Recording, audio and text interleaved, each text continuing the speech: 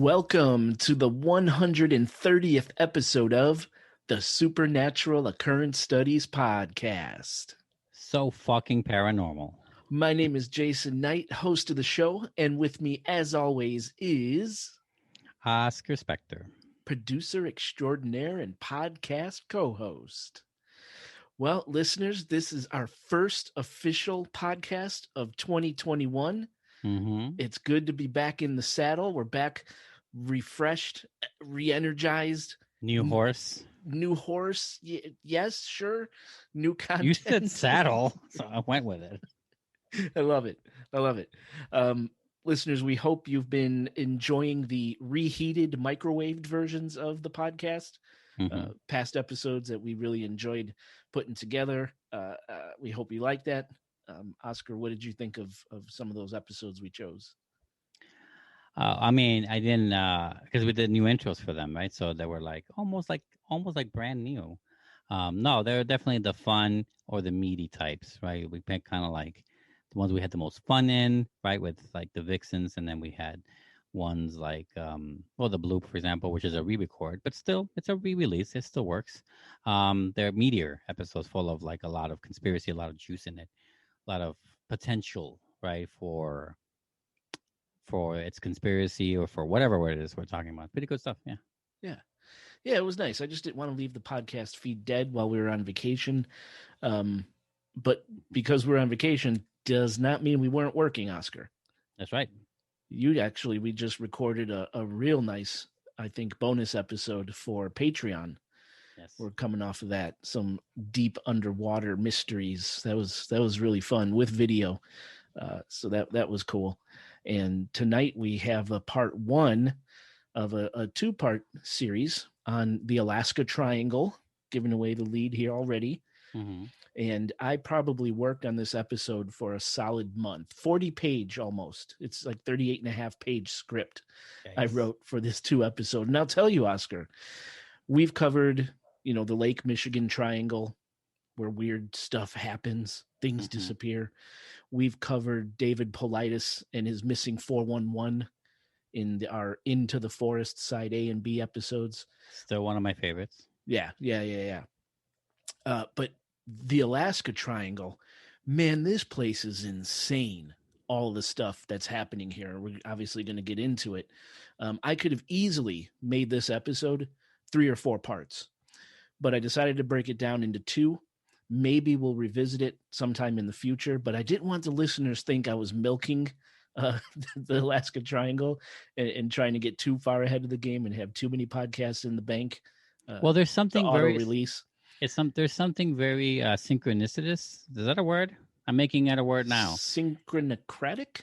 Synchronocratic sounds like I don't know. Sounds like a dead synchronicity come to life. That's what it sounds like. It's very fortuitous that if we wanted to, we could use a 3-parter because triangles have 3 sides.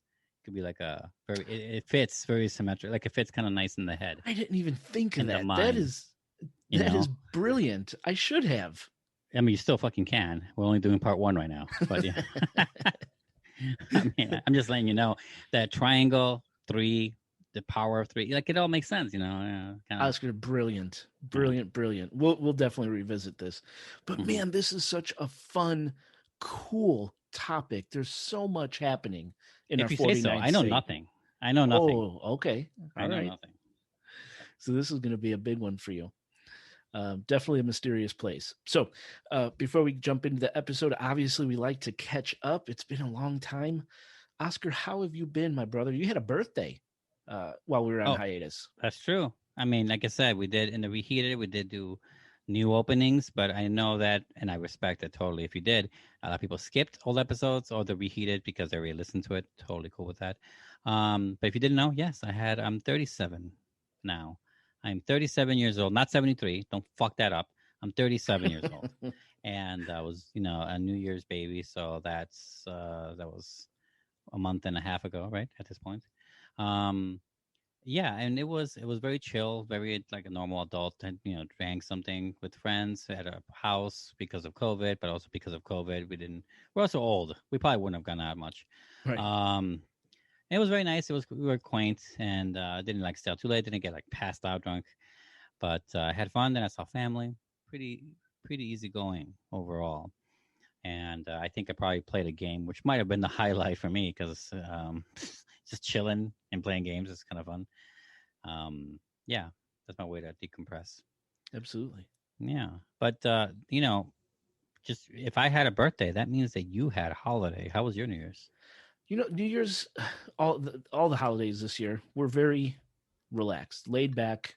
Obviously, with COVID, we couldn't go anywhere, so we just stayed home for like the first time I think ever on the Hmm. holidays. I mean, in any recent memory at all.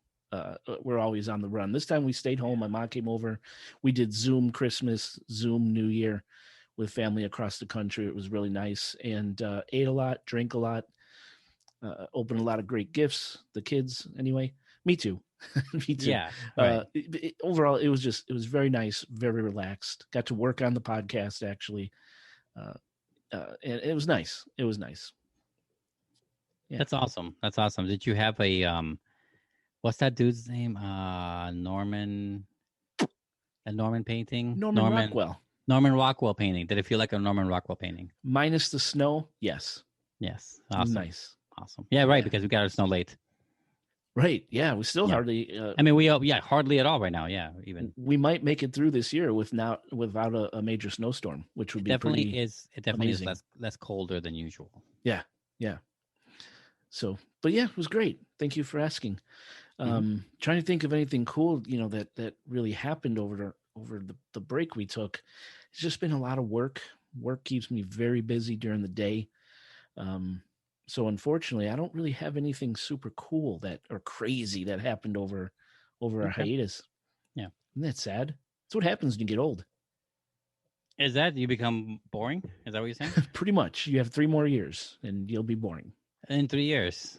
So when I have 40, but no wait, you just turned bored recently and you're like 50. So I don't know why. Oh, no, I don't know no, why no. you're lying to our fans, our fan base. Yeah, but I hope we come back strong. Will be great as we get into this brand new year, full of goodies, full of topics, full of subjects and conspiracies. Keep in mind, we want to hear feedback on what we're doing and how we're doing it, and see how you think of things and what you think of not just the shows itself. Obviously, we want that, but see how.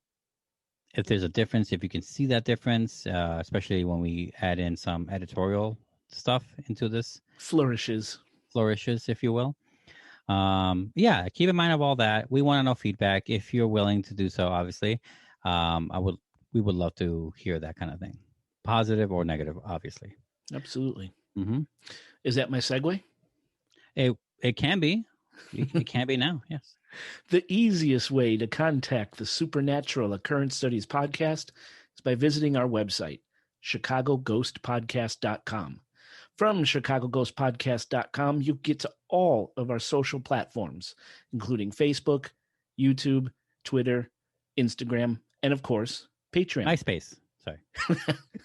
Well, the way Facebook is going, you'll see Tom from MySpace. He might come back. Speaking of Patreon, we are on Patreon. Speaking of something, we are on something. That's right. Okay. I lost my train of thought. It's so late. It is late. Listeners, we're just starting. That's right. Listeners, if you want more Supernatural Occurrence Studies podcasts, if you want to listen to podcasts that are never going to appear on our public podcast feed, join our Patreon. That's patreon.com/Supernatural Occurrence Studies Podcast, or just go to the show notes of this episode and click on the Patreon link. It'll take you right to us. For just $5 a month, receive exclusive Patreon-only bonus content. Again, that's content you won't hear anywhere else but on Patreon. So what do you say? Help support your favorite show and get some cool extra content. Yeah? Yes. We also have a phone number, Oscar. 872-529-0767. That's Chicago area code 872-529-0767. Leave us a message, send us a text. We will read them and play them on the show. As Oscar said, we love to hear from our listeners. How would we play a text message on the show? Well, I'll read it. Oh, okay. Or I could have it transcribed in that creepy robotic Siri voice. In that Yeah, voice. like Okay. Siri voice. Yeah, Yeah, we could do that. that'd be kind of fun. Yes, I agree. Oscar, I was waiting for the shoe to drop. I know. I said the You're phone still number, and you're you still didn't beat waiting. the shit out of me. New year, new me. I'm gonna let this phone thing go. That's the one improvement we made to the Supernatural Occurrence Studies podcast. Oscar, I'm not saying let the it'll phone number go. I'm not saying it'll last long. Maybe next time is when I crack. I don't know.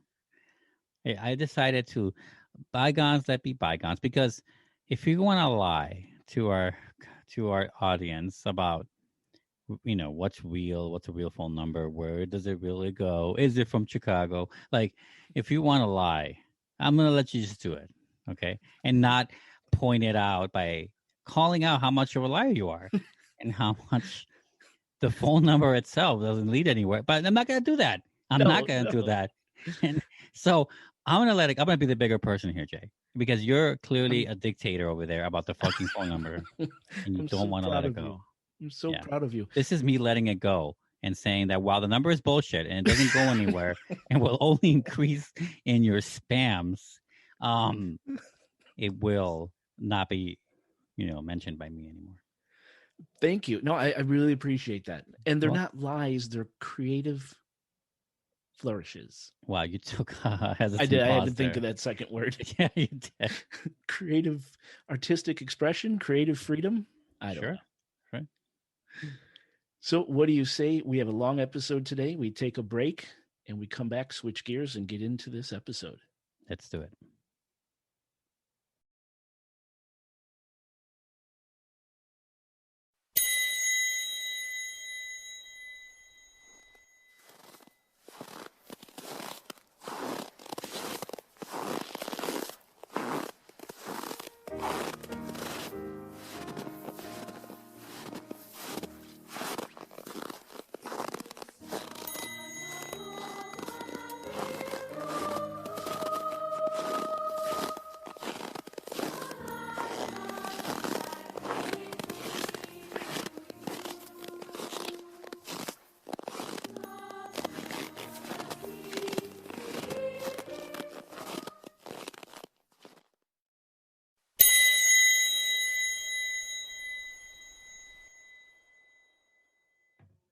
Listeners, welcome back to the show.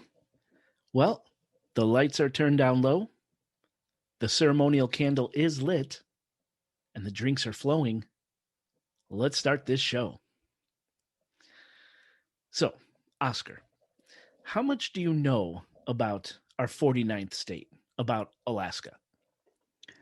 Okay, I know a few things. Inuits live there. Okay. The one remaining blockbuster in the world, I believe, is there. No kidding. Or at least in the United States, is there. I don't know where. I think Anchorage. What else? The night sky is beautiful. They have extra long series of days as well as extra long series of nights. Very good. Aurora Borealis can be sometimes, if not always, seen through up there, like close enough. The Aurora, yep. Right. Yep. They have a very great and very inaccessible natural wildlife preserve up there. I forget what it's called exactly. Okay. But it's like this. It's like a natural wildlife icy thing. You know what I'm talking about? I forgot the name of it. There's a name. I don't.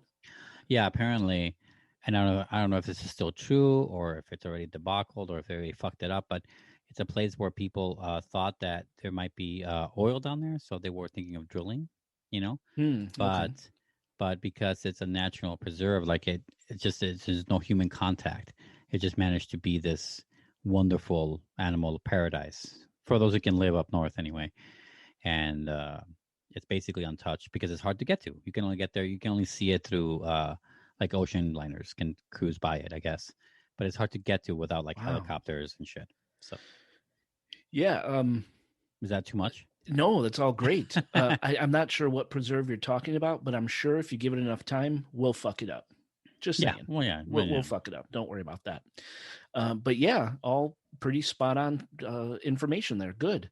The last blockbuster, did not know that. Very interesting. Mm-hmm. Wow, that's kind of sad too. Good times at Blockbuster. Sad for the stocks that I had on it. Yeah. Well, okay, good. Yes, the Inuits are going to come into play here throughout this series of releases. The Aurora Borealis, definitely visible up there in Alaska. Never seen it in my life. I want to see it so badly. Have you been to Alaska? Never, no. But after doing this, I really, really want to go, and I have a contact up there, so he's invited me to come up and visit. And I just might do that. I really want to go to Alaska. Yes. Me too. Just for the night sky. It's got to be beautiful. It is. That's all I hear. That's all I hear about. It's beautiful as fuck. All right. You ready to get into this? Yes. Okay. So I like to start off with some information, right? Mm-hmm.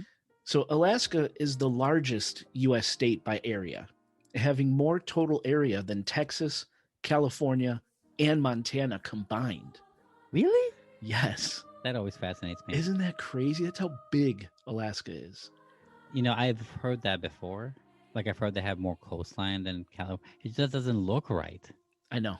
It doesn't look Isn't right. it wild? It's really wild.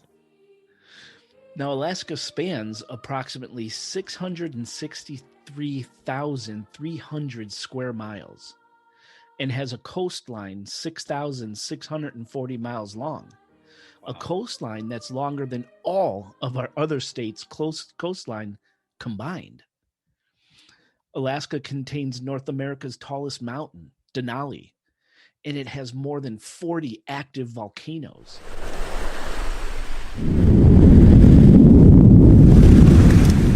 And approximately 100,000 glaciers. Alaska has two of the largest national forests in the U.S. That's Tongass National Forest and the Chugach National Forest. And it's home to the mighty Yukon River, the third longest main stem river in the country. And even though Alaska is a massive state, it's the third least populated state in the U.S. The least populated being Wyoming, and the second least populated being Vermont. I didn't know that. Vermont is what threw me off. I knew about the other ones, and it makes sense for Alaska, but Vermont, I wonder what makes people not want to live there. I don't know, but I can tell you I have never met a Vermontian, ever. I can tell you I never want to go there either, but I don't know why. You know, it doesn't help me explain. Me, myself, cannot explain why I don't want to go there. Yeah, I just never really. And maybe that's what other people are like too. They're like, Vermont. Next state over. Yeah, let's see. Let's go to Maine. Right. Get some lobsters. Now, there's a couple of things I found interesting about Alaska while researching these episodes. For example, I didn't know that from the late 1700s up until 1867, Alaska was owned by Russia, and that it was the Russians that sold Alaska to us on October 18th, 1867, for just 2 cents an acre, or $17.2 million for all that land, about $126.6 million in today's money. Now, the sale was brokered by then Secretary of State William Seward. And after the sale was finalized, people laughed and called the purchase of Alaska Seward's folly. Because really, what was the United States going to do with a huge chunk of frozen land anyway? But when a major gold deposit was discovered in the Yukon in 1896, Seward's folly became Seward's vindication, and America laughed all the way to the bank. But also, Seaworth's what's the name? Seaworth? Seward, Seward. My bad. Yes, they said it was Worth. I mean, Seward's folly sounds way better and is much more pithier than Seward's vindication. Oh, you like that better? Yeah, I think so. But Seward's Vindicators is definitely a movie I would watch. So. That does sound kind of fun. Yeah. Another thing I found interesting, or more like something I didn't realize, is that Alaska became our 49th state on January 3rd, 1959. That's pretty recent. For some reason, I thought Alaska became a state much earlier than that. Like with But the Louisiana Purchase or something, like long yeah, ago. but nope, I was wrong. 59. Now here's something I thought was fun. A good portion of John Carpenter's 1981 movie, The Thing.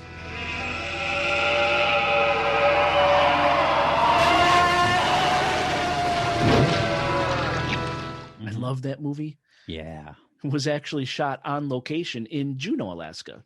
Pretty cool. Huh. That's cool. I didn't know that. And now this is to your point, Oscar. If you're afraid of the dark, do not go to Utqiagvik, Alaska.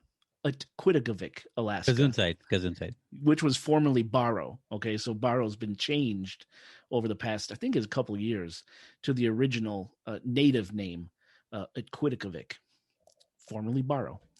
So if you're afraid of the dark, don't go there. As Utqiagvik experiences something called polar night, where starting on approximately November 18th and lasting all the way to roughly January 22nd, this tiny town will experience near complete darkness.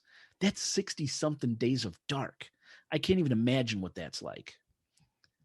In fact, the vampire horror comic and the movie 30 Days of Night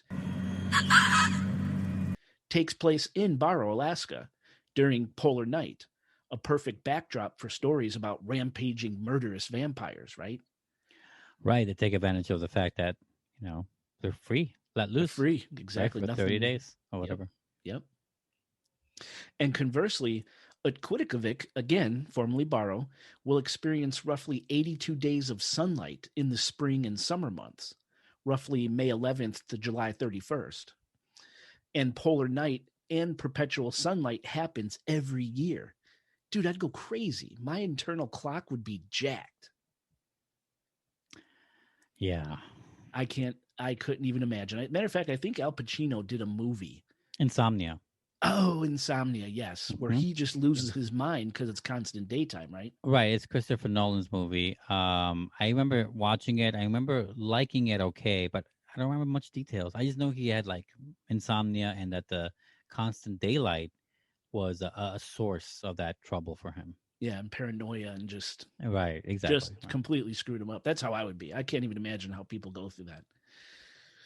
And finally, to finish up our little factoid section here, did you know, Oscar, that Alaska is considered the entry point for the settlement of North and South America by something called the Bering Land Bridge, or Beringia?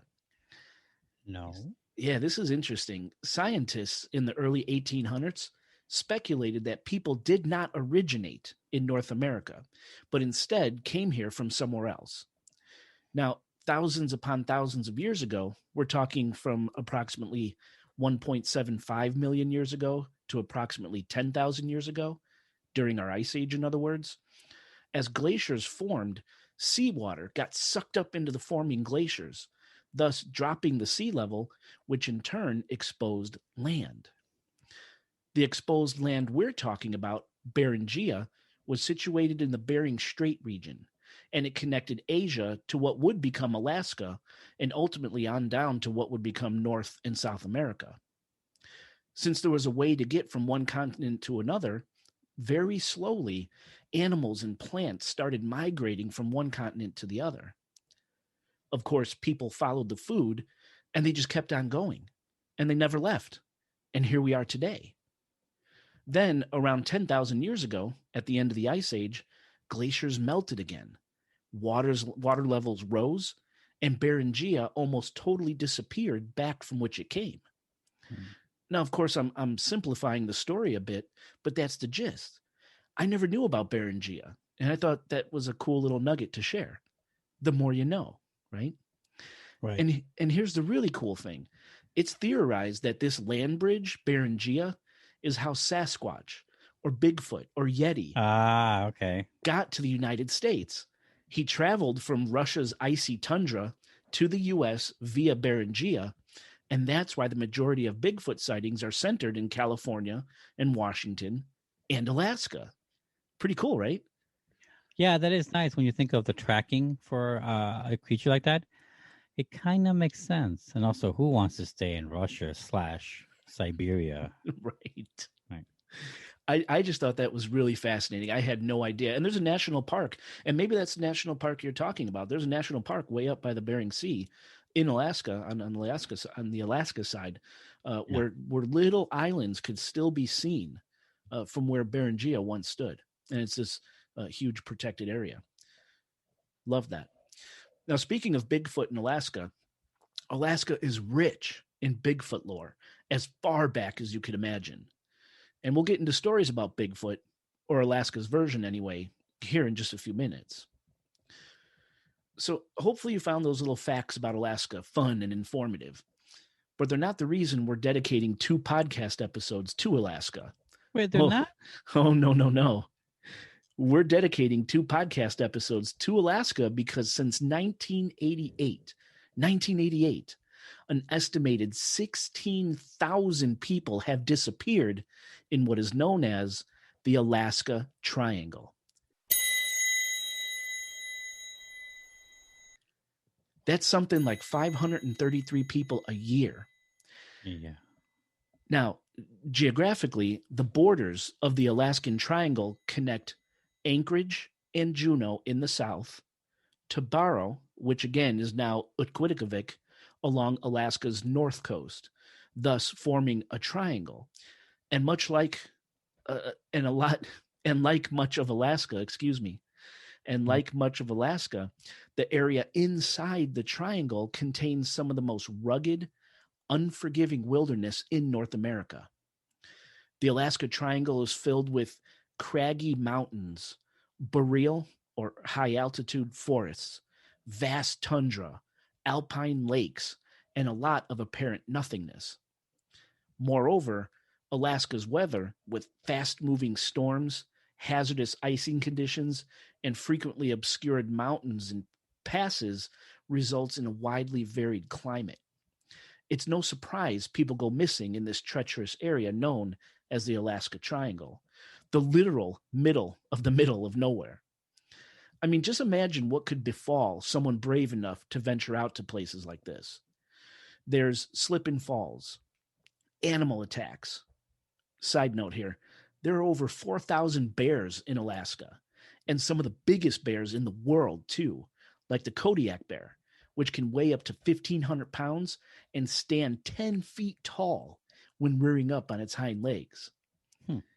There's hypothermia, starvation, dehydration, collapsing riverbanks, landslides, avalanches, sudden medical emergencies, dangerous spontaneous weather. You could eat the wrong berry and be poisoned. Some people purposely venture out to remote locations to kill themselves, and others take lives in remote locations. Yeah. It kind of sounds like a really fucked up version of the 411, but it's an entire state. Or it's an entire part, a huge part of the state, right? Yes. Yeah. Except instead of these little pockets in various states, this is just one massive area, Right. massive state. Right. But what is surprising is the fact that an unusually high number of people disappear in the Alaska Triangle without any evidence or clues, and bodies, alive or dead, are rarely, if ever, found. Now, the most likely scientific explanation is geography.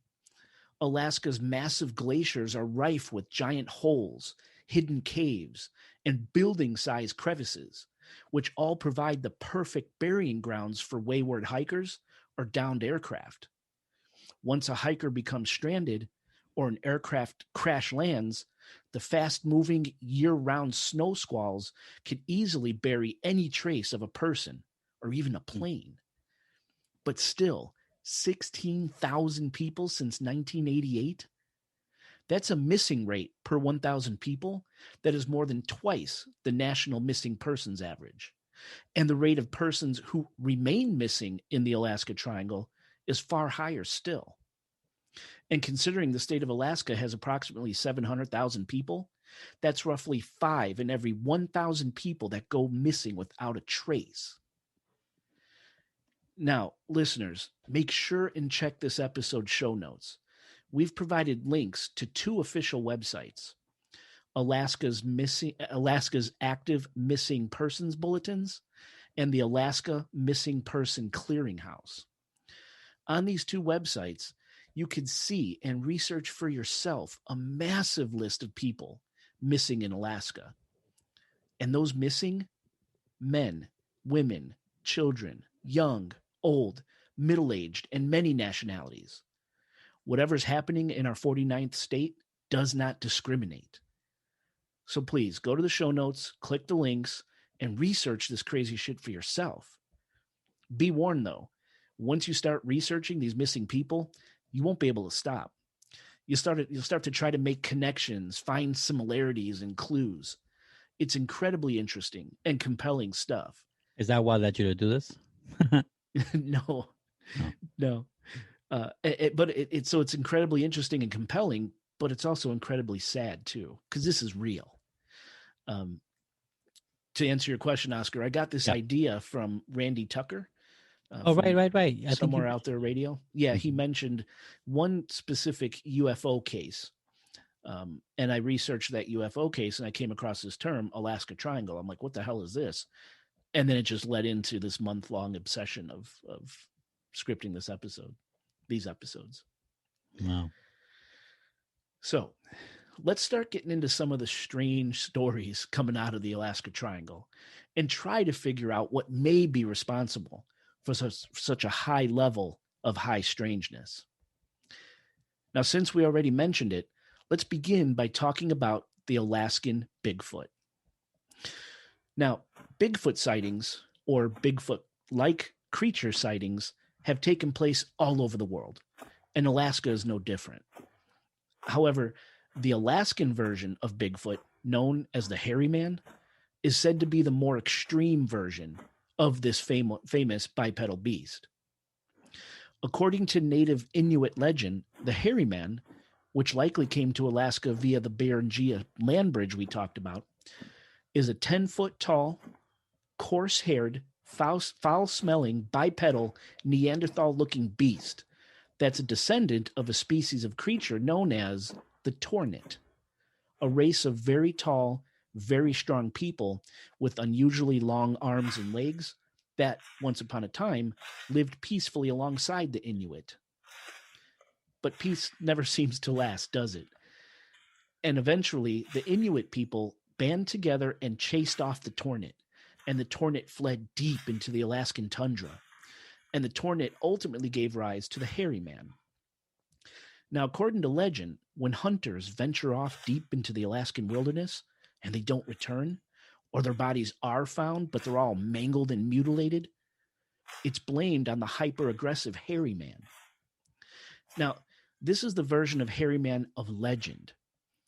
Today, Hairy Man sightings seem more akin to the majority of Bigfoot sightings, just a tall, lumbering, hairy, bipedal creature that seems more shy than anything. Take, for example, a Hairy Man sighting in April of 2013, when 8 people working on the second floor of an office building in the village of Nepakiek witnessed a very large, hairy creature walking on 2 legs on top of a bluff a short distance away. The witnesses watched as a group of children sledding on the bluff encountered the creature and ran away in terror. They also watched as an unsuspecting snowmobiler approached the Hairy Man's space. And instead of attacking the snowmobiler, like the Hairy Man of legend would have likely done, this Hairy Man crouched close to the ground and ducked for cover.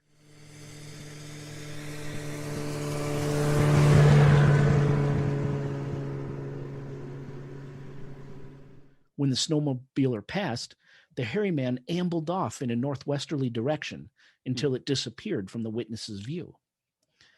A short while later, when they were sure the Hairy Man was gone, the witnesses went to the bluff and discovered massive footprints in the snow where the Hairy Man had been. And so this story was reported in the Delta Discovery, a native-owned newspaper from Bethel, Alaska. In another story, this one from the Anchorage Daily News, a deer hunter named Dana Jacqueline told of his experience with the Hairy Man. While out on a deer hunt near Wrangell, Alaska, Jacqueline decided to make a little camp on a ridge about 8 feet above a well-worn hunting trail. Jacqueline said that as he was sleeping at about 1 o'clock in the morning, his sleeping bag was ripped out from underneath him, like the magician does with the tablecloth and glasses, Jacqueline said. Right. Startled, but thinking it was one of his hunting buddies playing a joke on him, Jacqueline climbed down from his bluff and immediately noticed deep footprints in the snow. As he tracked the prints, he noticed they were much larger than his own size 10 boot, and that the prints weren't boot prints or shoe prints. They were bare feet prints. When Jacqueline came to a clearing, he got a good look at what created the massive prints and what ripped out his sleeping bag from underneath him. There, standing in the bright moonlight, was the biggest, hairiest man on 2 legs Jacqueline had ever seen. Really?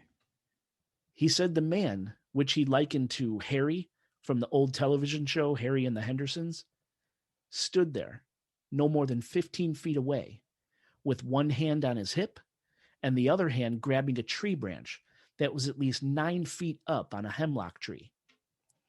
Jacqueline said the creature had to be at least 8 feet tall. Now, being a hunter, Jacqueline was armed. And here's what's happened next in the hunter's own words. This is quote, "Without thinking, I started to thumb the safety on my gun. He turned his head to stare at me straight in the eyes. His teeth were showing, but it was not a snarl or a grin. I want to say it was a knowing smile. I knew I could place a killing shot, but I also knew it would be wrong, even criminal," end quote. Jacqueline went on to say, quote, "I heard an unmistakable sense of warning, as clearly as if someone had spoken. It wasn't logic. It wasn't fear. It was communication. He was saying to me with all the power of the spirit, 'Leave me alone,'" end quote. With that, the creature walked off into the distance and disappeared into the forest. And later, when the sun was up, Jacqueline got to measure the footprints in the snow. They measured 17 inches in length and 6 inches wide. And he guessed by the depth of the prints embedded in the soft, mushy ground, the creature he's seen had to weigh between 600 and 800 pounds. Just incredible. Yeah. And here's yet another hairy man story from January 23rd, 2018. Now, on this day, an earthquake occurred in the Gulf of Alaska near Kodiak Island. The earthquake initially measured as a magnitude 8.2 on the moment magnitude scale, but it was later lessened to a 7.9 by the U.S. Geological Survey. Still, a 7.9 is a massive earthquake. Have you ever felt one before? I think I have in the Midwest. We get trembles every now and then, and I think I've felt one before. No, you don't remember? Like you don't have a recollection? Yeah, I was sleeping, and it kind of woke me, it jarred me up out of my sleep, and I heard things on the cabinet sort of rattling. Yeah. That was it. Nothing like this. Interesting. Okay. Now, this 7.9 was felt throughout most of southern Alaska, including the major cities of Anchorage and Fairbanks, as well as parts of neighboring British Columbia. And I remember this earthquake specifically because with the earthquake came news about the possibility of a large tsunami that could impact Alaska, British Columbia, the entire U.S. West Coast, and Hawaii. And you know me and ocean stuff, I'm riveted by that shit. So I remember watching all the news I could when this quake happened. Now, thankfully, the tsunami never hit, and the largest waves recorded only measured about 9 inches above normal tide level on Kodiak Island. Now, here's where it gets weird. While the tsunami warnings were in effect and locals were being told to evacuate just in case, 3 native Tlingit families saw what they described as an 8-foot-tall, Bigfoot-like creature heading up the hills to higher grounds.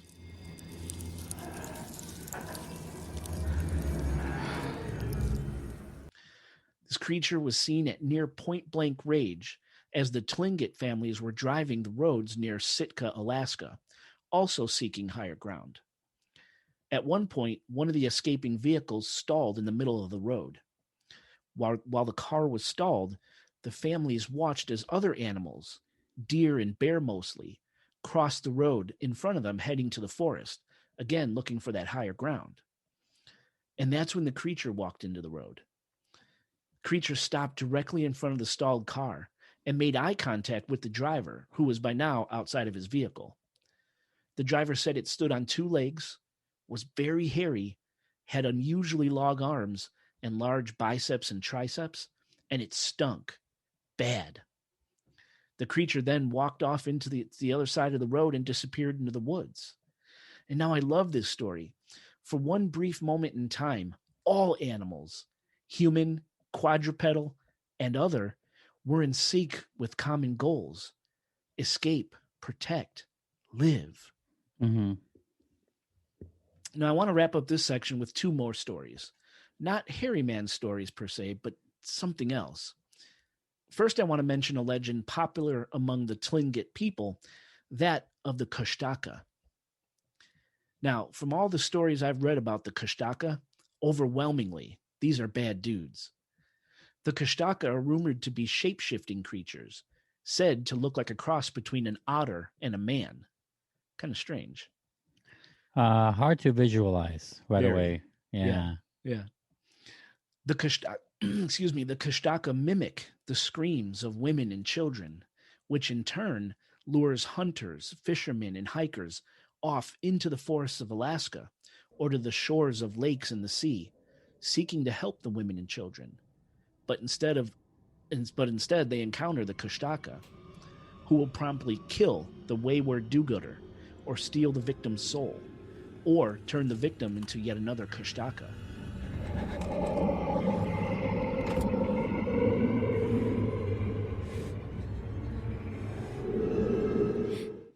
Now, turning a victim into another Kushtaka is particularly heinous, as this is said to prevent a person from being able to reincarnate.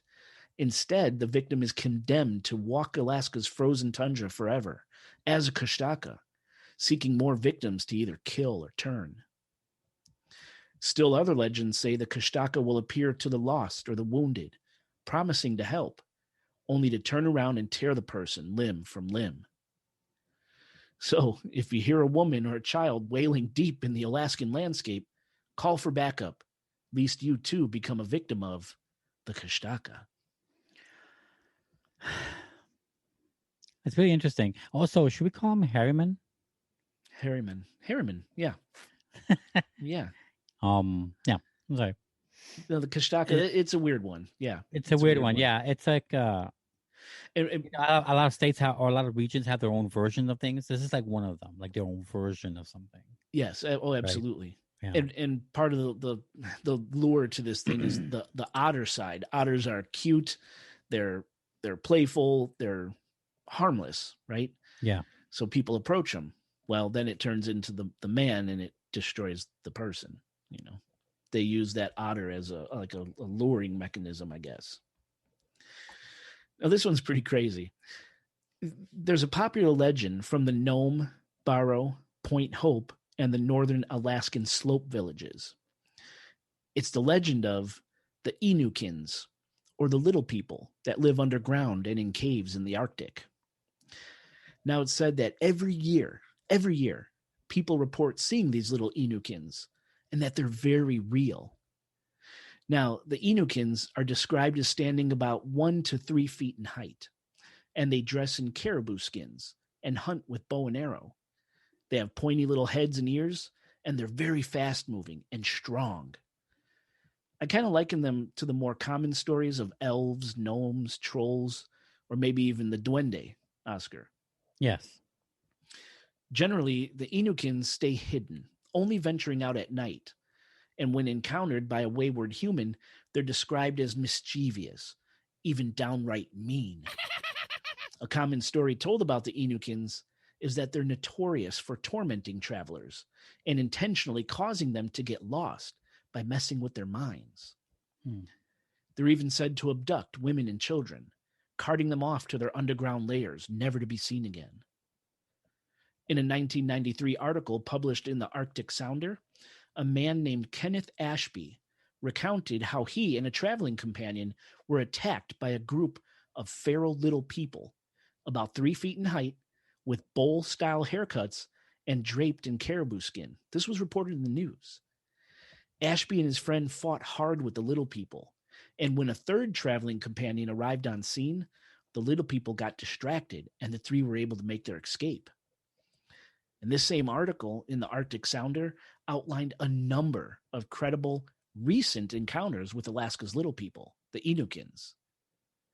So who knows? Are some of the people that go missing in the Alaska Triangle really encountering the savage hairy man of Inuit lore? The shape-shifting Kushtaka? Or are they running afoul of the nasty little Inukins? We'll leave that for you to decide. Yeah. Now, I'd like to switch gears and lift our eyes up and talk about the skies above the Alaskan Triangle, because it's really a mysterious incident with an aircraft that really sparked the idea of the Alaska Triangle, this mystical place where things go missing in record numbers.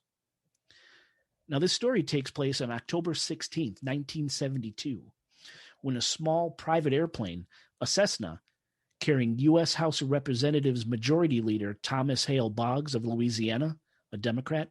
We should say real quick, Cessna is small. Cessna's small, yes. It's like a prop plane.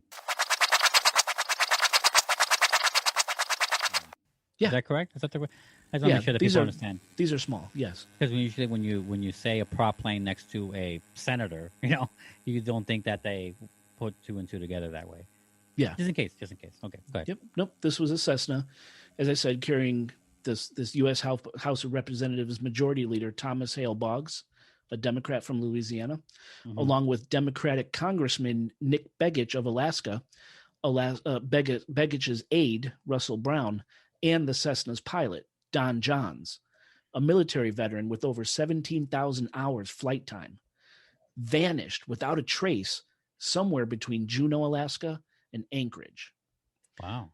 A massive search and rescue mission was launched to try and locate the missing airplane and its high-profile passengers, one of the largest search and rescue missions ever assembled up to that point, as a matter of fact. Well, yeah, it makes sense. They're prominent, yes, big deals.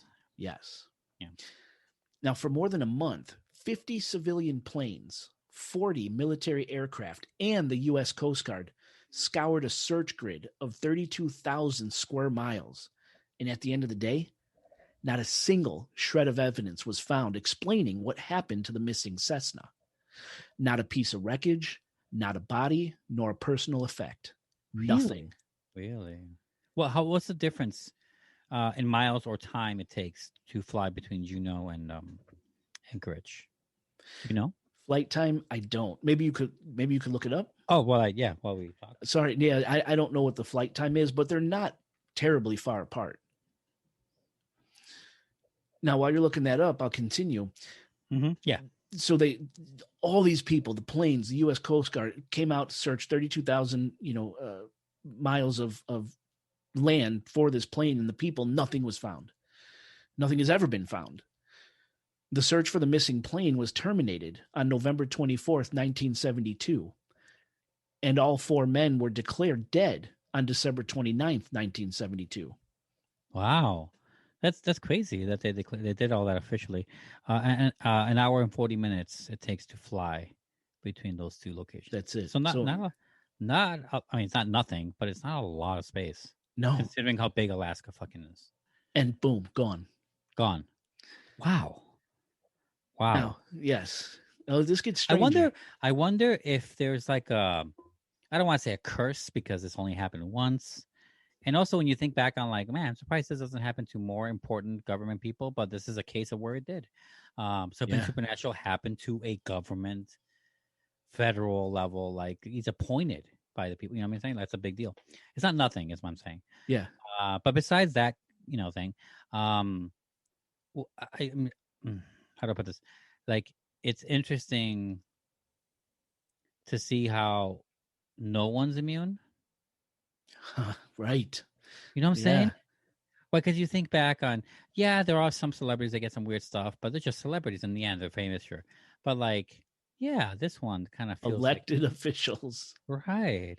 Again, I don't really personally hold their importance so high, but they have importance regardless of what I say. So yeah, right. It's pretty amazing. And like I said, this is the one that sparked the idea of there's something going on within this area.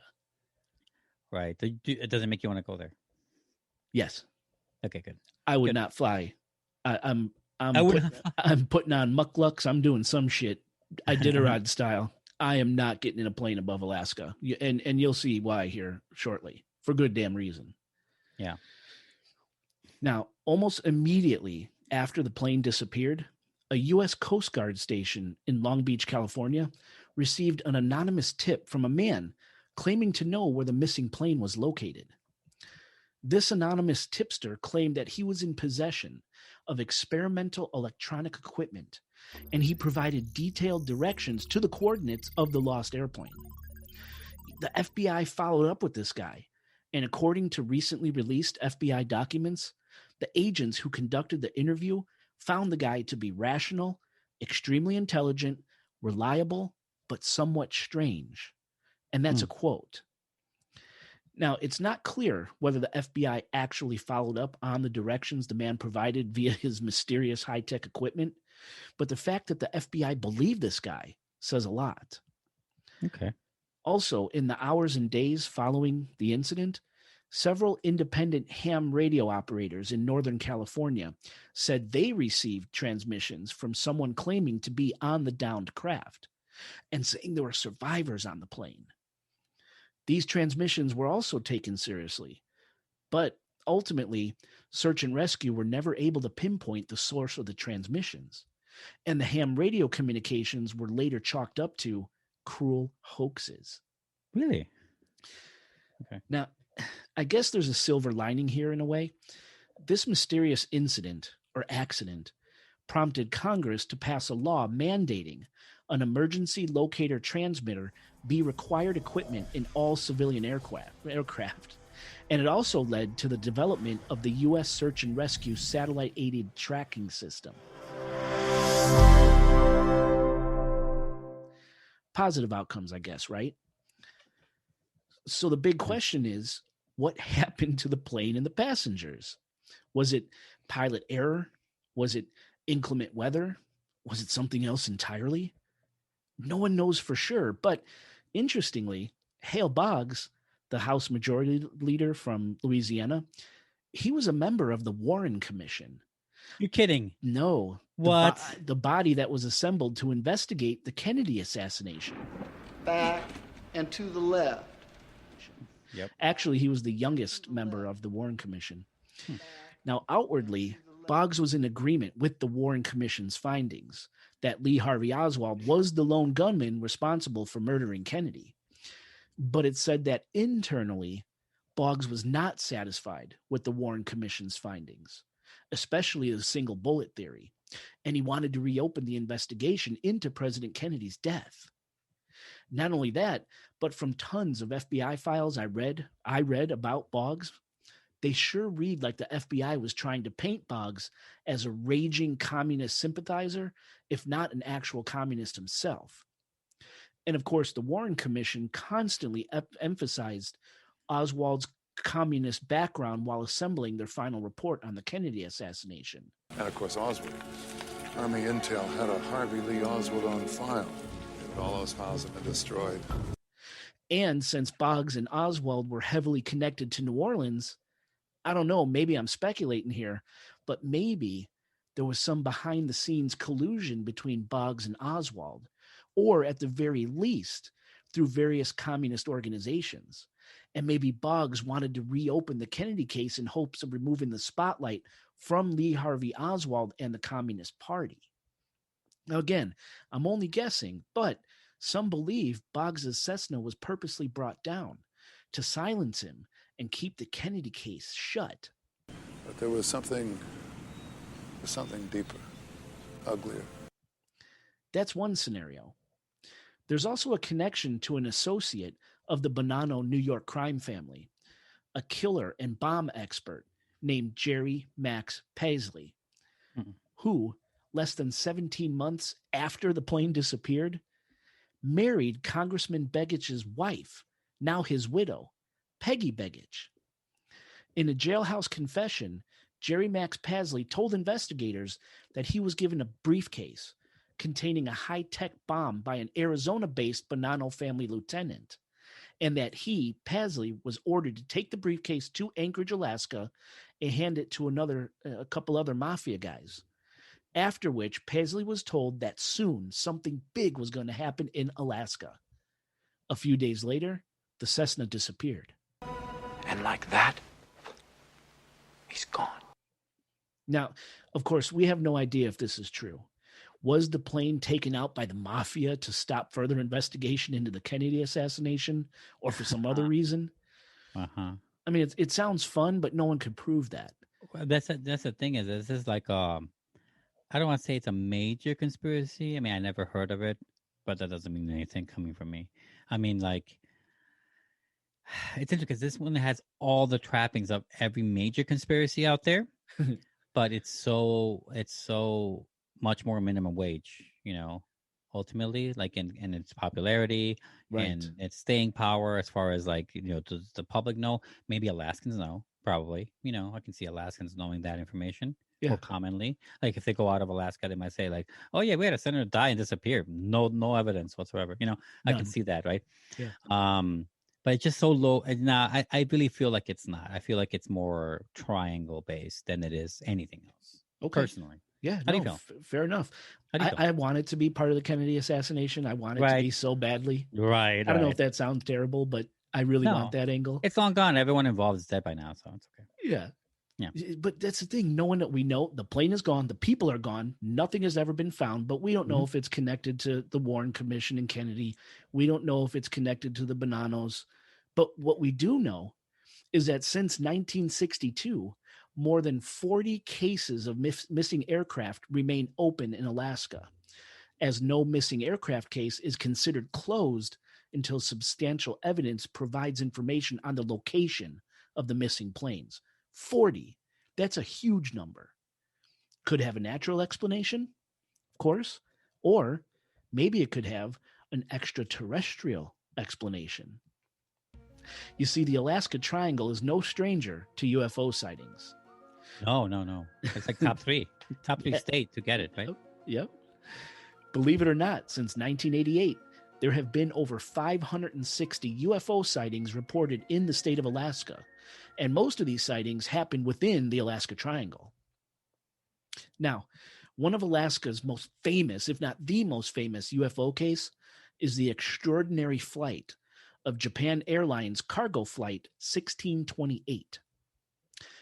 On November 17th, 1986, 3 unidentified flying objects played a game of tag with flight 1628 for upwards of 50 minutes. And during the last 30 minutes of the encounter, the UFOs were tracked on military radar. And the entire encounter was later verified by a high-level member of the Federal Aviation Administration, the FAA. Now, the pilot of Japan Airlines Flight 1628 was an ex-fighter pilot and senior airline pilot with over 10,000 hours of flight experience, named Captain Kenju Teruyuchi. How did I do? Sounds okay. Okay. Captain Teruyuchi was assigned to fly the cargo plane from Paris to Reykjavik, Iceland, through Anchorage, Alaska, part of the Alaskan Triangle, and then on to Tokyo. At 5:09 p.m. Alaskan time on November 17th, 1986, Anchorage Air Route Traffic Control Center asked Flight 1628 to adjust its heading so it would fly south of Fort Yukon, Alaska, and Fairbanks, Alaska. And when Captain Teruyuchi adjusted the plane's controls about 15 degrees to comply, that's when he noticed strobing white and yellow lights out of his left window. Now, at first, the captain thought the lights belonged to military planes, so he ignored them. But after a few minutes, he noticed the lights didn't leave, but that they were in fact pacing his cargo plane. Wow.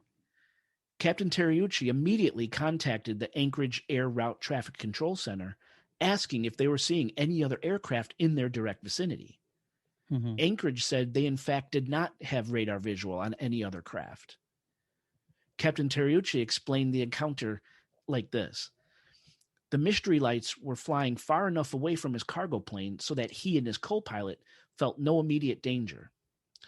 Suddenly, about 1,000 feet in front and slightly above their flight path, there appeared two square-shaped flying objects shooting off lights, possibly from like a thruster system, which were bright enough to light up the cargo plane's cockpit and actually warm the pilots' faces. The objects were described as about the size of a Boeing 707.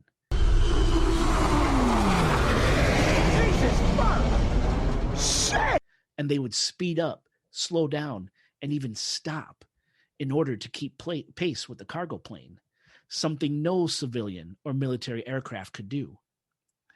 Then, suddenly, the object shot off and disappeared. In their place, a large, flat, white light appeared, and the pilots on the Japanese cargo plane saw on their radar screen a large green round object had appeared 7 or 8 miles away in the direction the two square objects were last seen. Wow. Yes. Now, as the Japan flight approached Fairbanks, Alaska, the lights from the city partially illuminated a gigantic object, a spaceship, about the size of 2 aircraft carriers, as it was described. Captain Teruyuchi contacted Anchorage, requesting permission to perform evasive maneuvers, to which Anchorage agreed and assisted. The cargo plane flew in a circle and changed altitudes, yet the massive spaceship shadowed all of Flight 1628's maneuvers. Anchorage offered to scramble a fighter jet, but Captain Teruyuchi declined, fearing any involvement with military could spell disaster for his plane. He was afraid the UFO, what the UFO would do if it was confronted. And shortly after, a United Airlines passenger plane entered Flight 1628's airspace. Anchorage asked the United flight to get a visual on Flight 1628's situation. And apparently, when the United flight approached Japan Flight 1628, Captain Teruyuchi said the massive UFO suddenly disappeared, and the terrifying encounter ended about 150 miles away from Anchorage, just as abruptly as it began. Now, in the year 2000, a man named John Callahan, who, at the time of the Flight 1628 incident, was FAA Division Chief of Accidents and Investigations Branch in Washington, Callahan confirmed that he in fact did see all military data and Anchorage air traffic control data stored on discs and tape from this incident. Turns out, even though air traffic control wasn't tracking any UFOs on their radar systems, the military was. You see, the military has different types of radar tracking systems, including height-finding radar and long and short-range radar. So if air traffic control in Anchorage couldn't track something on their radar, chances are the military could likely catch it on theirs. And in this case, they did. According to the data Callahan received, the military was tracking unknown objects moving at thousands of miles per hour through the airspace around Flight 1628. Another thing the military picked up on was the fact that once the United Airlines flight got within range of Flight 1628 and the large UFO seemingly disappeared, what pilots on both planes didn't realize is that the UFO did not zoom off and disappear. Instead, the UFO tucked in and out of sight behind the United Airlines flight and began to follow it. The military saw the whole thing on radar. And what the UFO's intentions were, no one knows. Now, ultimately, John Callahan disclosed his findings in a meeting with the CIA, President Ronald Reagan's science team, and the FBI. And he was told not to say anything publicly about the UFOs over Alaska, as such an admission would cause panic across the country. Right. In other words, the official word was, this never happened. Pretty interesting stuff. Don't ask, don't tell. What an amazing UFO story. That is so cool. And it sucks that there's nothing official, obviously, and there's nothing. I mean, there is something official that's probably going to stay classified, right? But yeah, there's nothing. I don't know. Like, man, you really want to watch for those pictures, for those. I know the release. Things. Just give it to us. The release of it, right? The confirmations, man. That's what we want verification on this stuff. Right? Disclosure, baby. I hate that they think the We people, can't handle it. yeah, the people of the world are infantile. We're children. We can't handle it. I mean, We're going to be fine. There's a nature to that thought that I understand. Like there's a thought process I can get to where like, yeah, people can be pretty fucked up and weird or really stupid, like mob rule, right? But ultimately, I can see that. I for sure can see that. I mean, I can get there as a thought process, and I am nowhere near a politician or anyone like that smart for that kind of job. But like, man, like, I feel like they're making it worse by kicking the can down the road every time. Right. It's gonna get worse. That can's gonna be bigger, and your foot's gonna get. That's right. Yeah.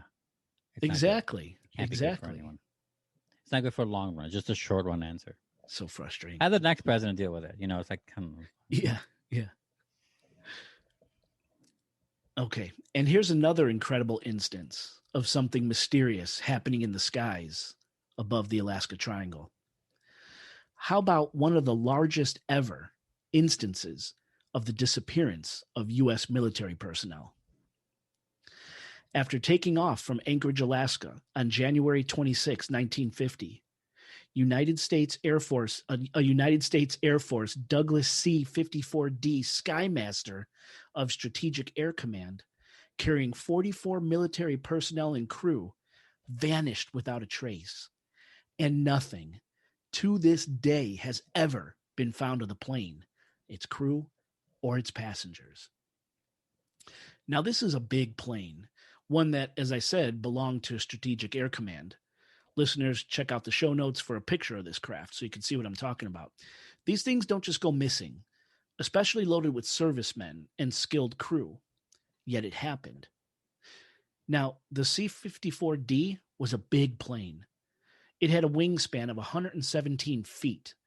Its takeoff weight could support 35 tons, and it could carry up to 50 troops at once at a given time. The C-54D was a militarized version of the Douglas DC-4. It had 4 uprated Wasp piston engines and additional fuel tanks. And the C-54D served in all theaters during World War II, and it provided airlift capacity in the Korean War and during the Berlin airlift. So in other words, these planes were no joke. Apparently, though, this C-54 was no match for the Alaska Triangle. So it was a joke to it. That's right. But sorry. So that Thursday, January 26, 1950, our C-54 was scheduled to fly U.S. servicemen from Elmendorf Air Force Base in Anchorage, Alaska, to Great Falls Air Force Base in Montana. The aircraft carried 8 crew members, the pilot and co-pilot, an instructor pilot, a navigator, a radio operator, and 3 flight engineers. The passengers were comprised of 34 U.S. servicemen and 2 civilians, Mrs. Joyce Espe and her infant son, Victor. Now I was curious about Joyce Espe and her son, Victor. Like, why were they on the plane in the first place? And I found out that Joyce, who was from India, married a man named Captain Albert August Espe of the U.S. Army Air Force Air Transport Command. And Captain Espe and Joyce met while he was stationed in New Delhi, India during World War II, and where Joyce was working as a telephone operator. Captain Espe was honorably discharged after returning from World War II with Joyce in tow, and within several months, Captain Espe re-enlisted in the U.S. Air Force as a master sergeant at Fort Logan, Colorado. Joyce and Espe were married in New York in 1947, and Joyce gave birth to a baby boy, who the couple would name Victor. And she was actually pregnant when she boarded the ill-fated C-54 in Anchorage. She was just hitching a ride to Colorado, where her husband was stationed. Joyce wanted to be closer to family and in a warmer climate for the upcoming birth of her baby.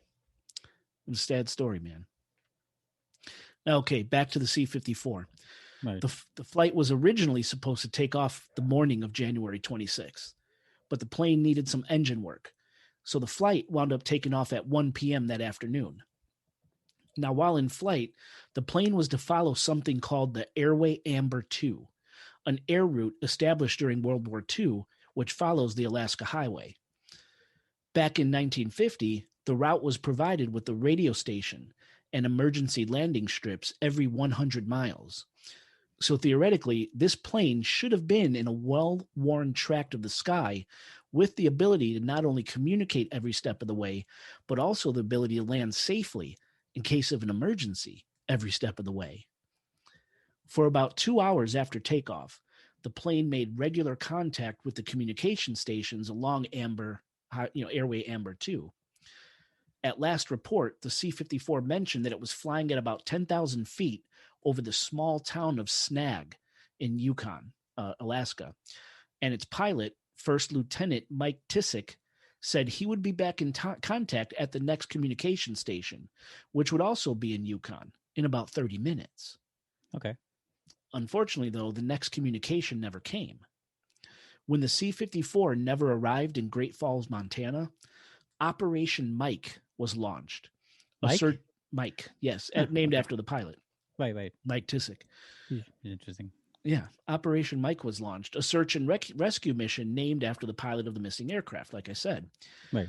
In all, 85 U.S. and Canadian aircraft took part in the search for the missing C-54 and its passengers, as did 7,000 men on the ground.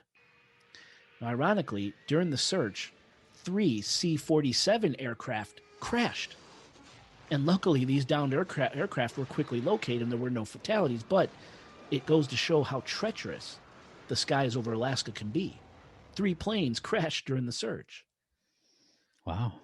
Now, the massive search, Operation Mike, continued until February 14th, 1950, when the U.S. Air Force abruptly switched its focus to look for a missing nuclear bomb, a broken arrow. I say, God damn, what a rush! What? Sorry, it reminds me of the movie. Sorry. Yes. In a strange twist of fate, on February 13th, 1950, a Corvair B-36 Peacemaker carrying a Mark IV Fat Man nuclear weapon, and the irony of a plane called the Peacemaker carrying a nuclear weapon is not lost on me. Yeah. Suffered. Don't say. Right. This plane suffered fires in 3 of its engines while en route from Alaska to Texas. The plane was forced to jettison its nuclear payload in the ocean off of British Columbia, while 17 crew members parachuted out over Canada. The plane itself went missing for 3 years before it was found, along with the body of a serviceman who apparently went down with the plane. 4 other servicemen who parachuted out were lost and never recovered. Now, luckily, the Fat Man nuclear bomb on board the doomed B-36 wasn't weaponized. Its core contained lead instead of radioactive material. It was a test bomb, but it was a highly classified test bomb, and the United States Air Force desperately wanted it recovered. It never was. It's still out there somewhere. But because of the intense pressure to find the missing bomb, that meant the search for the missing C-54 was at an end. For 70 years, not a single shred of this missing plane has been found. A plane that size would have left a remarkable crash site. With that many people on board, surely some sign of life or maybe personal belongings would have been found. Lakes in the area where the plane went missing aren't so deep as to hide plane wreckage of this size, and no floating wreckage or fuel slicks or oil slicks were ever found. It's like this plane simply vanished into thin air, an unfortunate victim of the Alaska Triangle. Now, I do want to mention that families of the people lost on the C-54 are continuing the search for the missing plane today. And you can follow their efforts at facebook.com/Operation Mike. Listeners, check the show notes for a link to the Operation Mike Facebook group. Okay. Group members are searching, and they're finding wreckage once lost in the Alaskan wilderness, complete with pictures and video of the wreckage. It's kind of cool. Unfortunately, though, no sign of the missing C-54 has been found.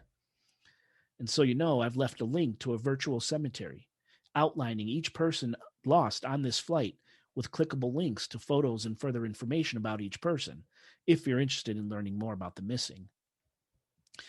And here's one final nugget about the ill-fated C-54.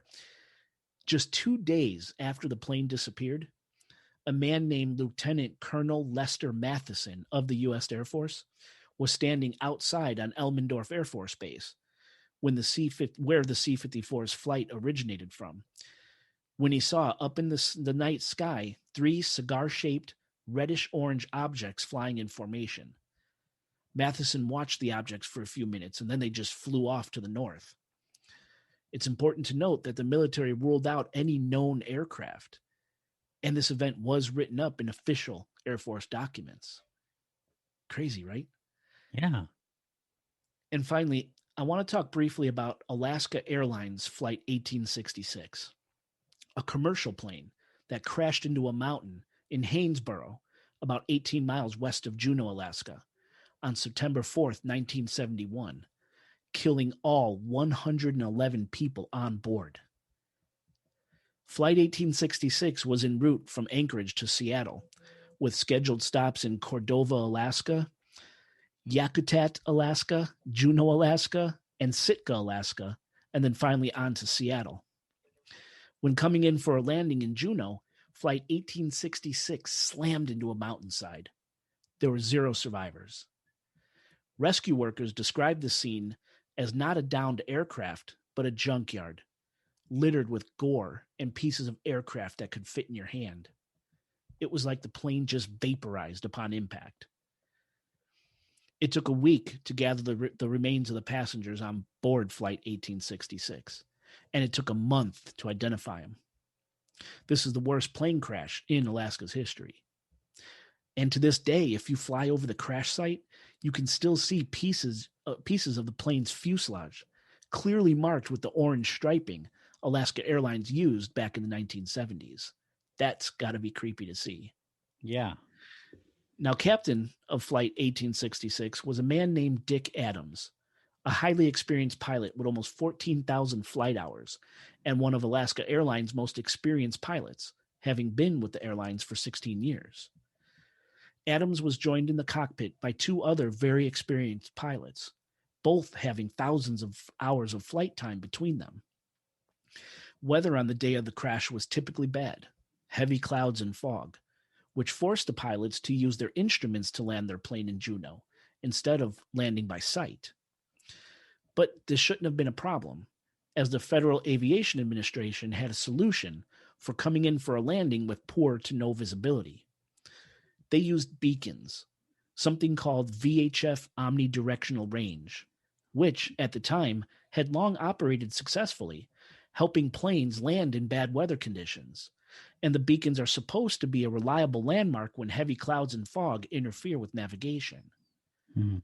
These beacons sent out a radio beam along a set course from 2 different locations. One beam came from Sister Island in the Icy Strait, and the other beam came from the airport in Juneau. By determining the angles of the beams reaching the aircraft, pilots can determine the aircraft's approximate location, allowing them to navigate essentially blindly to a safe landing. This is why I will not get on a plane over Alaska. On the day of the crash, according to the accident investigation report, the beams were functioning properly, but for a reason never determined, Flight 1866's instruments were receiving faulty beam information.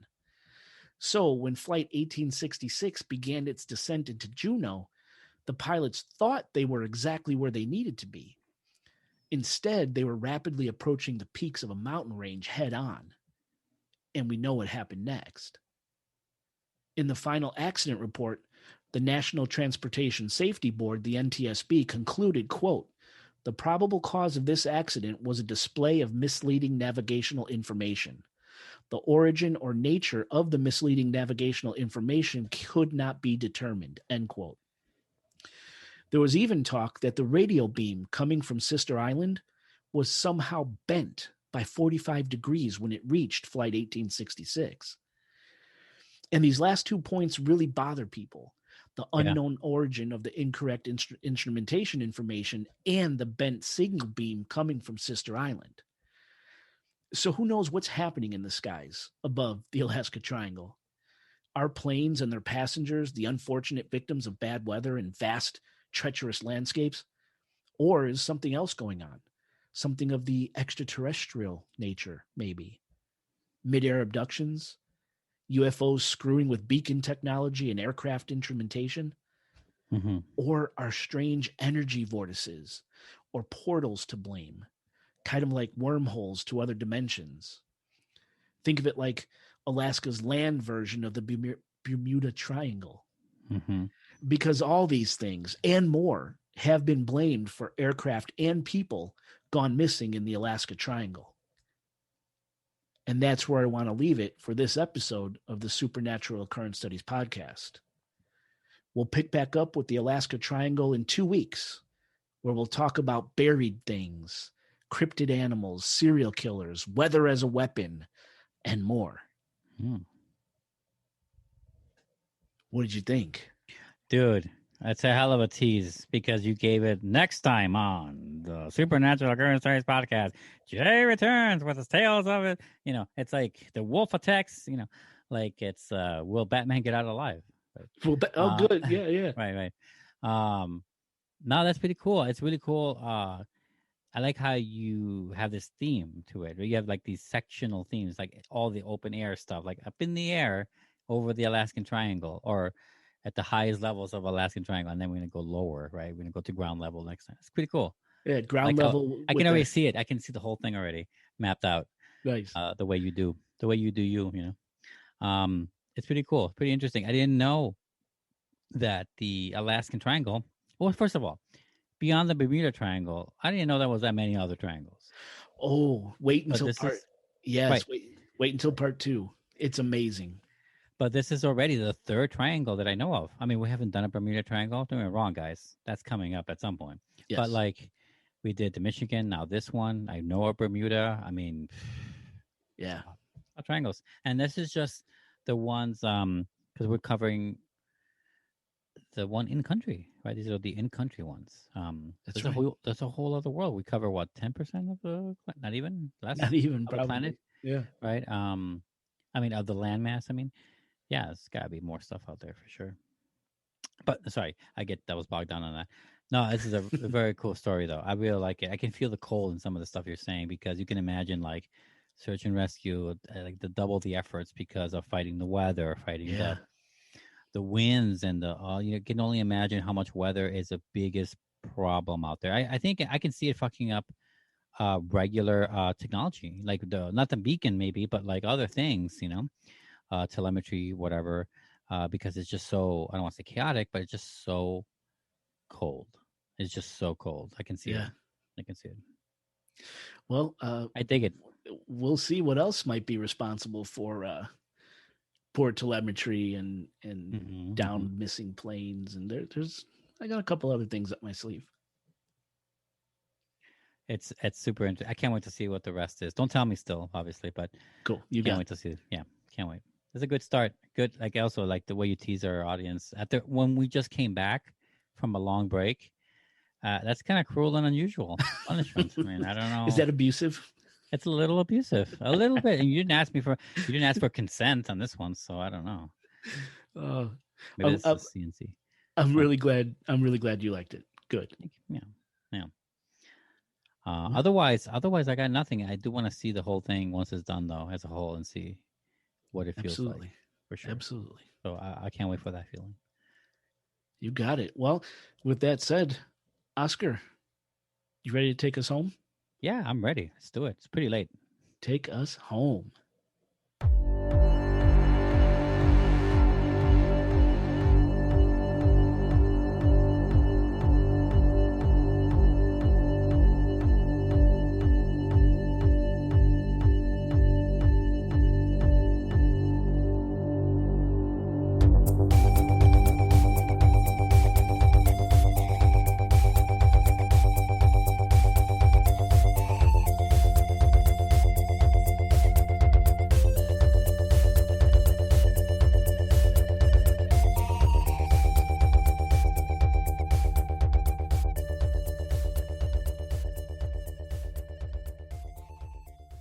You good? Nice, dude. When you said some the bullshit, that caught me off guard. Did my laugh like blow out the mic or anything? No, maybe it did, but I might have missed it. I didn't notice the mic being blown out. Oh, that was dude, funny. That was funny. I really wasn't gonna say anything, but I also knew you were gonna ask me, and I know that if you asked me, I wouldn't. It would be hard to hold back. I saw this glint in your eye, and I thought you were going to go for it. So I asked about it. Hold on, there's something going on in my backyard. I keep getting alerts from my camera. In your backyard, is it a thief? Oh, it is snowing. I must have snow on my camera because it's not showing shit, but it keeps going off for some reason.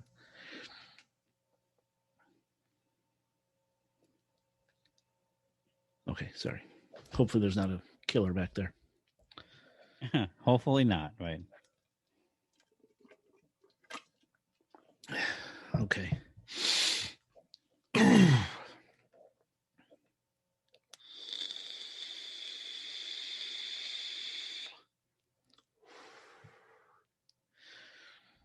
Oh man, this is going to be daunting.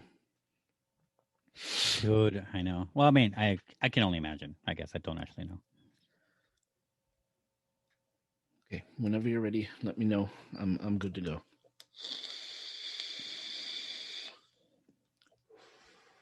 All right, give me un minute. Oh, you're good. Let's see.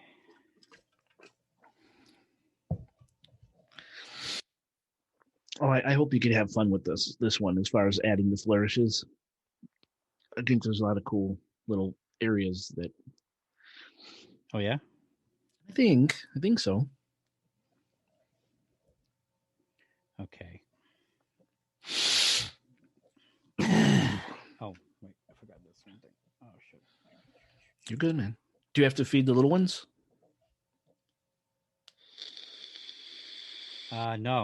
No, not Sure? yet. Okay. Yeah, no, their food is still defrosting. It's not ready yet. Okay. All right. I pulled it right before we started recording. So. Cool. All right, so let's go back in 5, 4, 3, 2.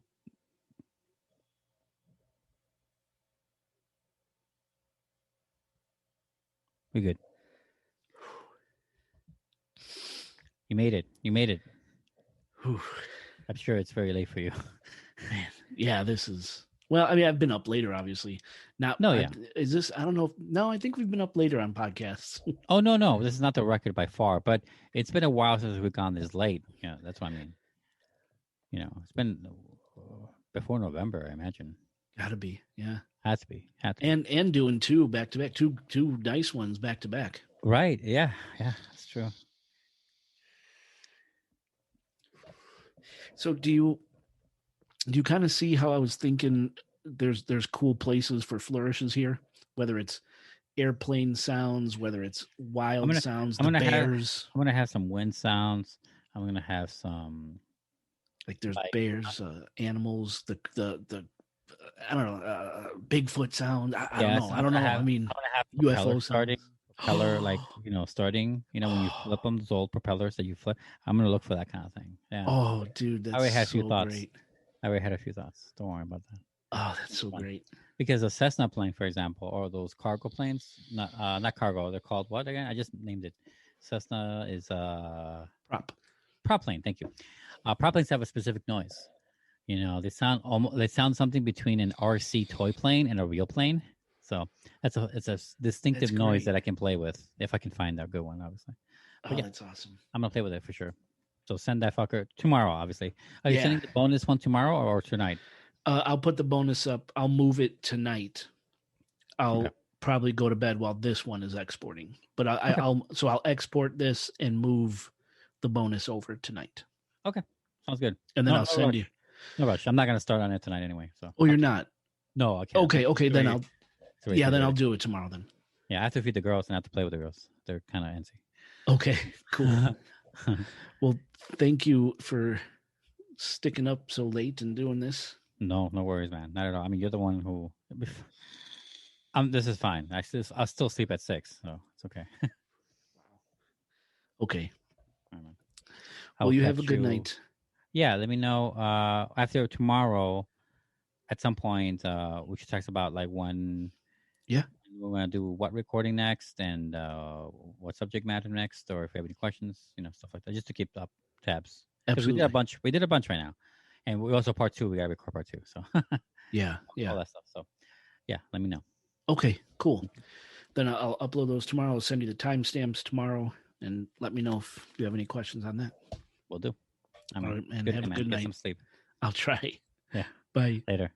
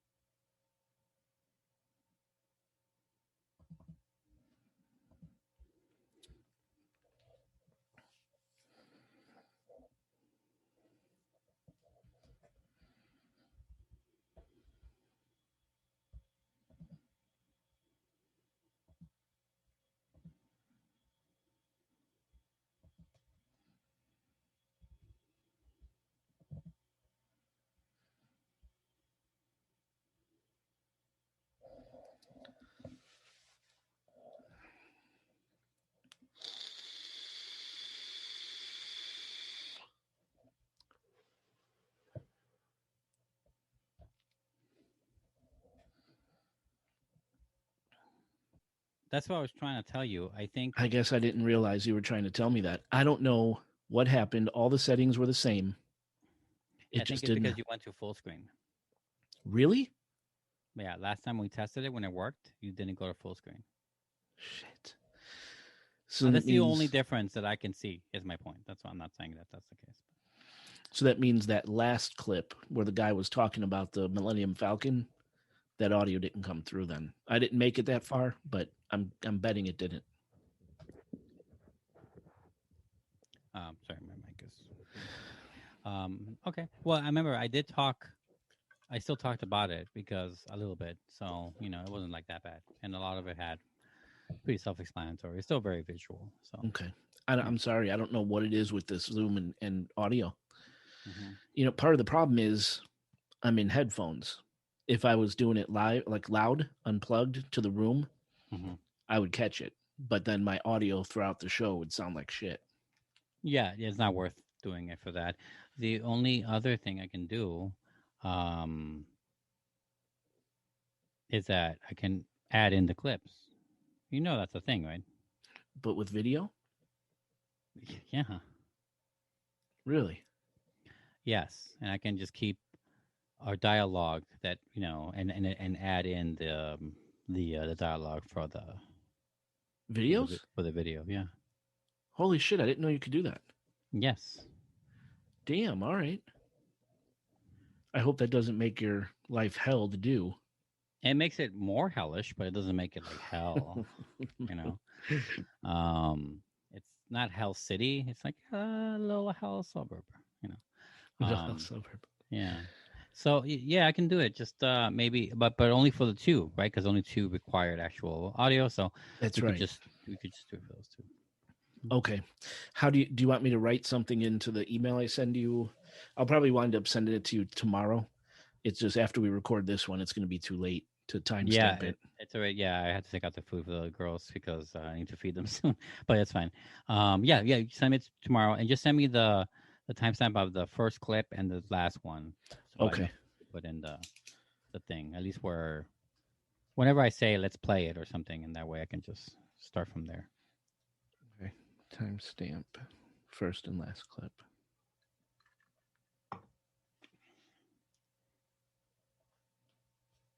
I have to research a better way to do what we just did.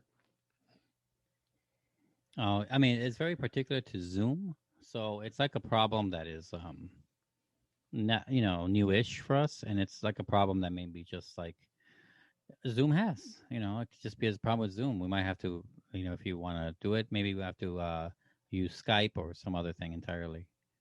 If Okay. you want to do it right, or we can just choose to just put in the clips separately.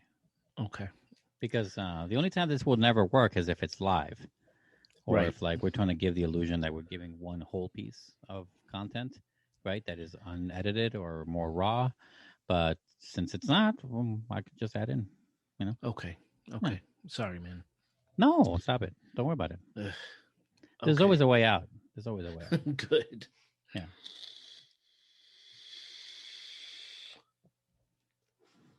Editing is a fickle mistress that often provides if you know what to say. Oh, I love that. Wow. Yeah, That was nice. cool. You like that? Okay.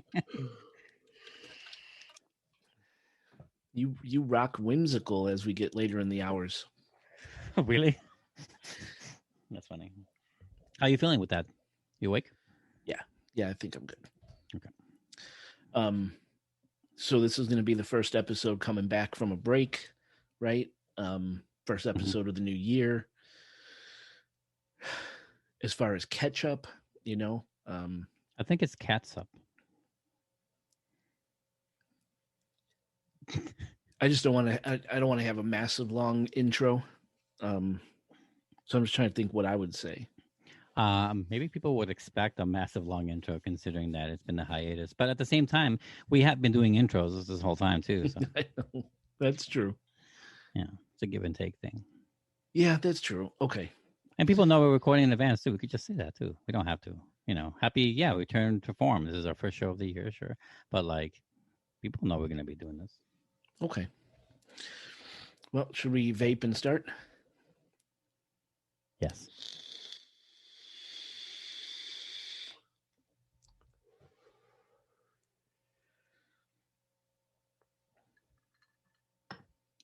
Let's do this in 5, 4, 3, 2,